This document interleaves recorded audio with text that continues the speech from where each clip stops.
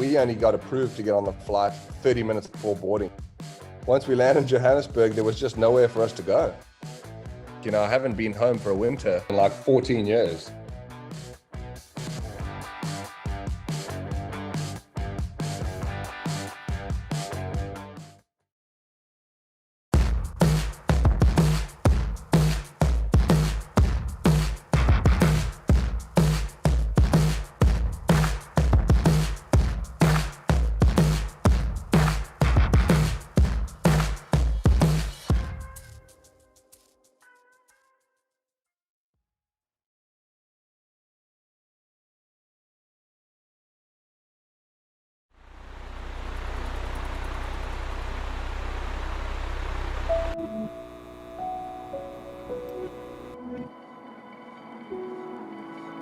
When we were in Hawaii and we got onto the repatriation flight, we weren't allowed to bring any sporting equipment home with us. That basically left us with no equipment at home, but what that actually did was it gave me the opportunity to go and work really closely with my dad again and kind of just build our brand and our relationship on a professional level. That was really something that I feel like now, looking back at it, just everything happens for a reason, and that was definitely a good one.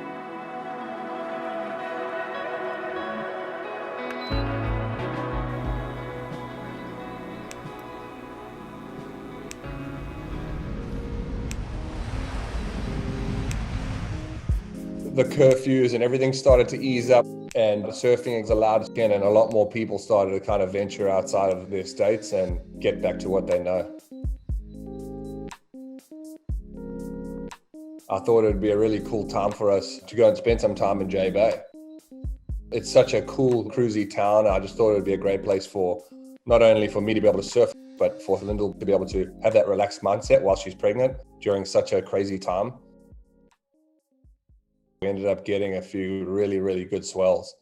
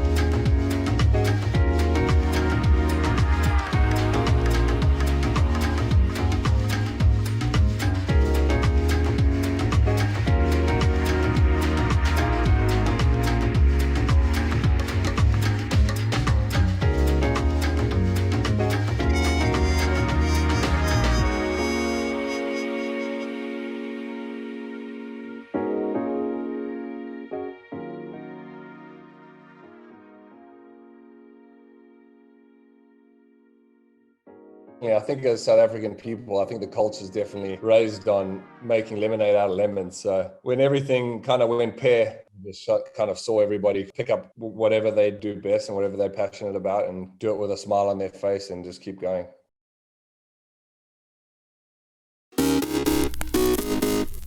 Hi, my name is Olivier Champenois and I'm the lead race engineer of the Tiger Porsche Formula E team. Today I'm going to talk about the chassis and the bodywork of a 99X electric. Compared to other race series, there are quite a few specificities in Formula E. First, the monocoque that you see there includes the survival cell for the driver, but also some space for the battery.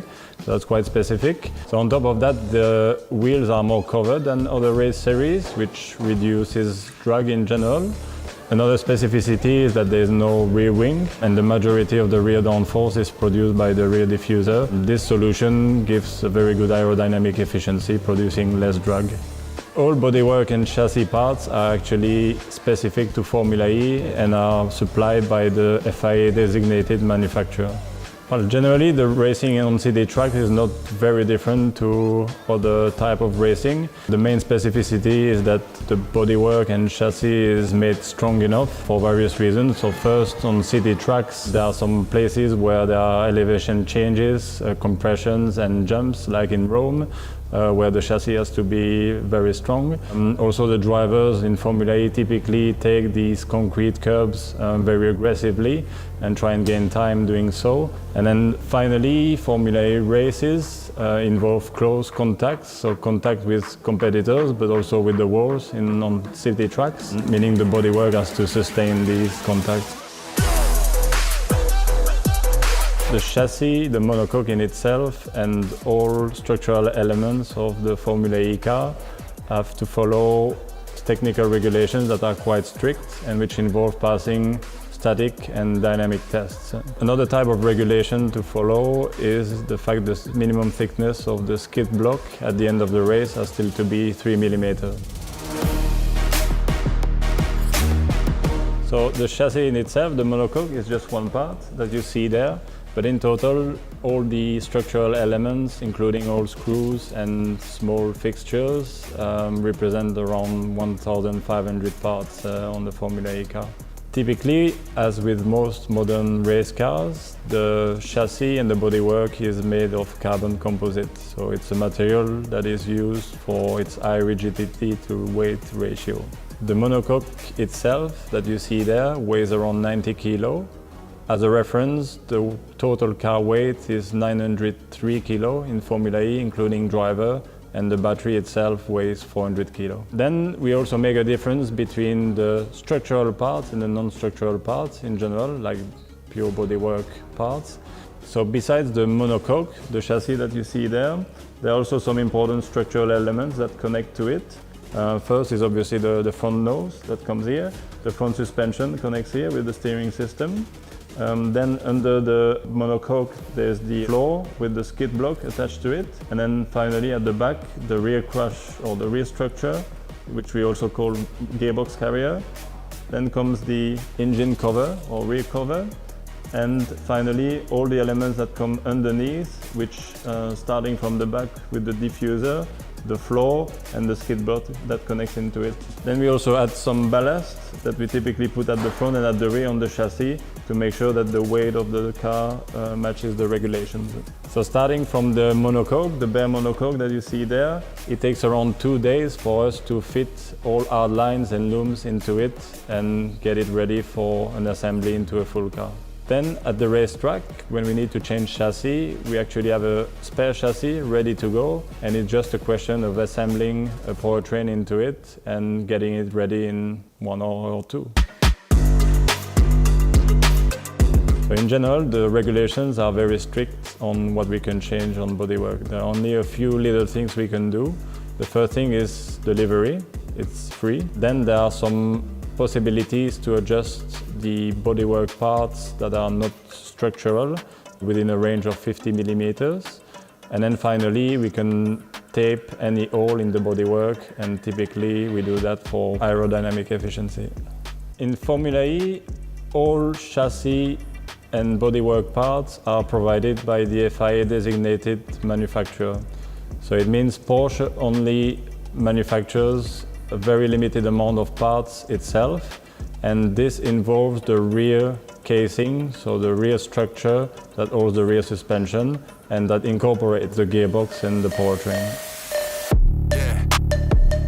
The most important parts of our Formula E car in terms of aerodynamics are the following. First, there is the front wing, which incorporates the front wing flaps. There's the rear diffuser. These are the main elements producing downforce. There are also some important elements like the underfloor, the keel, the skid blocks and the front fenders. And that's it. In terms of safety in case of a crash, there are some important elements. The most obvious one is the halo on top of the monocoque that protects the driver's head. There's also the roll hoop that is there to also protect the driver. Then for the front impact, there's the nose with the front crash structure. There are some side cones that you can't see, which also protect the drivers from a crash from the side. And then finally, the rear crash structure that comes here and that also protects the driver from a crash from the back.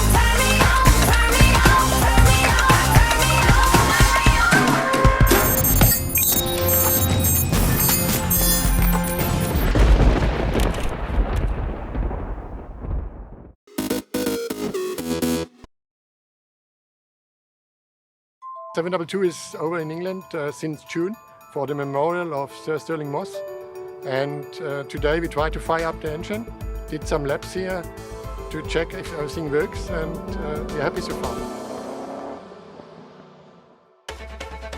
We're at the Royal Naval College in Greenwich because basically it's like a sort of stunt double for the centre of London. It's where people like Bond and such like come and film, so that they've got somewhere that looks like Whitehall but is all closed roads. This is where the camera guys have the time to sort of indulge themselves a little bit and get all those details.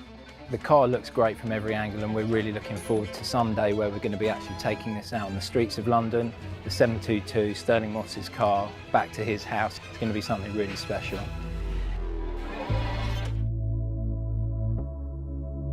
It's a once-in-a-lifetime event today to get 722, the car that Sterling Moss made so famous on the 1st of May 1955, back home here in London, where Sir Sterling spent pretty much his entire adult life.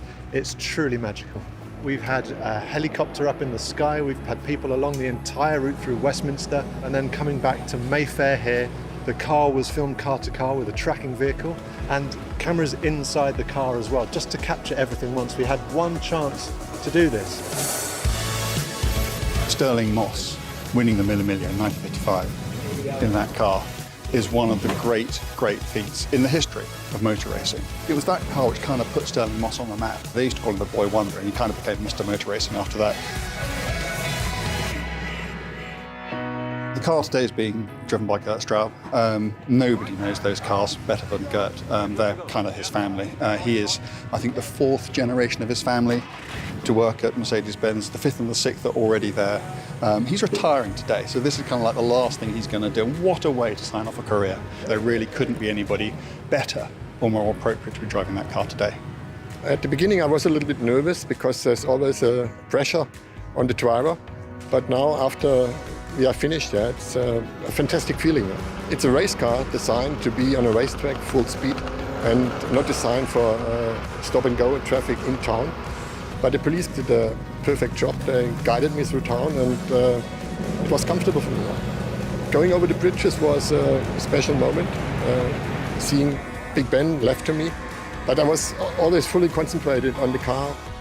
Lady Moss has been tremendously welcoming here at her home in Shepherd Street, and also their son Elliot, who we'll see in the film as well. Without their support and active engagement, none of this would have been possible.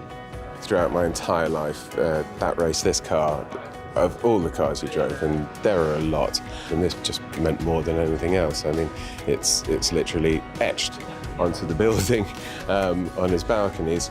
My personal memory of it is from 2015, which was the 60th anniversary in Braysher, and I think the last time I ever did a public thing with him. And that was the first time I ever sat in the driver's seat and had an idea of how difficult it would have actually been. There's something for everyone in this film, whether you're a lifelong fan like me or you're new to the story of the Mille Miglia and Sir Sterling Moss. And we hope that people will spot some of the things that have happened deliberately and some of them by happy accident throughout the film. And I think it's only fitting that 722 moves to a new phase of its life, and we'll be taking her back to the museum in Stuttgart, where millions of people a year will get to see her up close and in person. And of course, for all of the rest of us, there's always this fabulous film.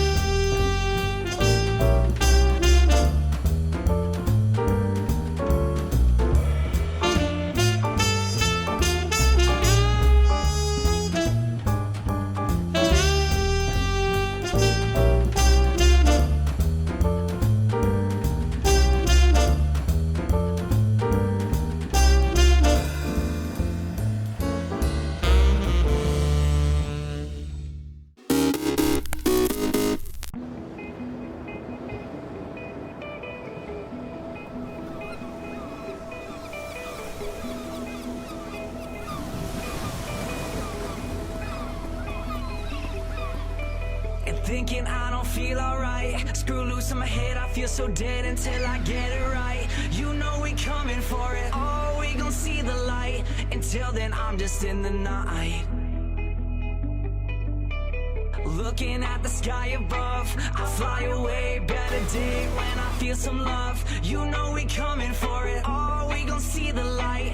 Until then, I'm just in the night, night. Until then, I'm just in the night. Until then, I'm just in the night. Until then, I'm just in the night, night.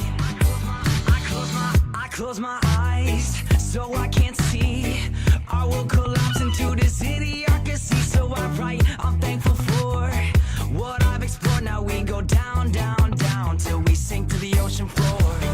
We run around, head to the ground.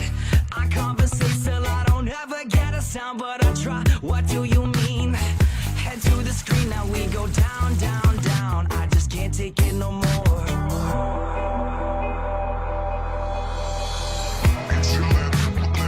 Until then, I'm just in the night. Until then, I'm just in the night. Until then, I'm just in the night, night. I got diamond flow. Game major with a mind like a minor, no. Think deep like a minor, though. I'm a dinosaur, been around since the time before. I'm all in my zone. Cloud on my tongue, got a mind of its own. Donnie was out of his element. I was like, chill, Walter, just shut up and ball. Yeah, vibe on a nice wave. Staying on point like a night blade. I'm sipping on something that feels like it might have a bit of the essence of nightshade. Hey, a flicker of light. Found what I needed and kept it in sight. You kept on looking behind you. I was in line to send it all into the...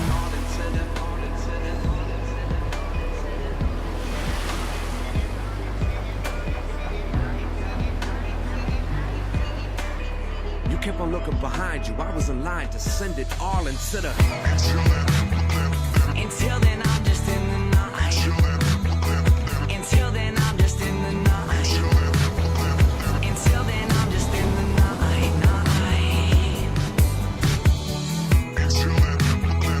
Until then, I'm just in the night. Until then, I'm just in the night. Until then, I'm just in the night, night.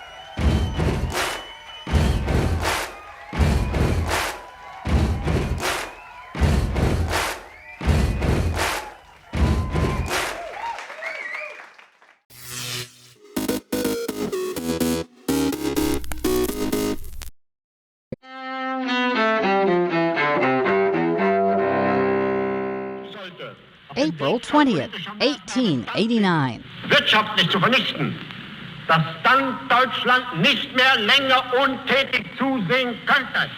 Adolf Hitler, dictator of Nazi Germany who ruled for more than a dozen years, is born in Austria. Hitler's Third Reich brought World War II and the Holocaust that killed 6 million Jews in Europe. 1999. They didn't care who they shot at. They were just shooting. And then they throw a grenade or they threw something that blew up. 2 students go on a shooting rampage at Columbine High School in Littleton, Colorado.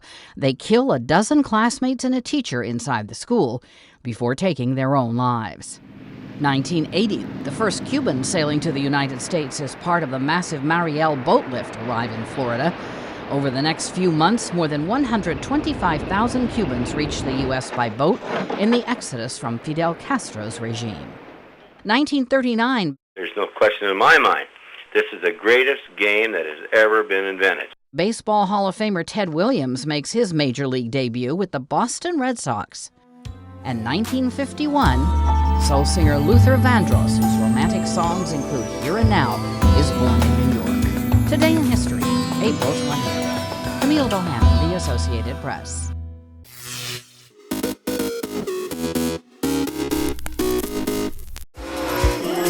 To the world titles. To the world's first. The world's best. UFC Strawweight Champion. Ready? Come with us. We're just getting started. It's going to be so much fun, I promise you.